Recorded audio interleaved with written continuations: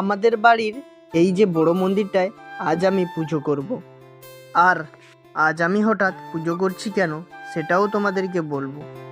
তার আগে আমার চ্যানেলে যারা নতুন, প্লিজ তোমরা আমার চ্যানেলটাকে সাবস্ক্রাইব করে রাখো নতুন নতুন ব্লগ দেখার জন্য।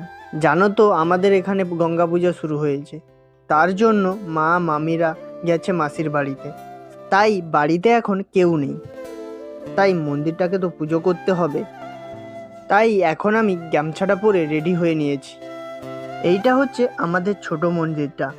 তাই এই মন্দিরটার প্রথমে গেটটা খুলে দিয়ে দেখলাম যে মন্দিরটা অন্ধকার অন্ধকার লাগছে, তাই গিয়ে জানলাটা খুলে দিলাম।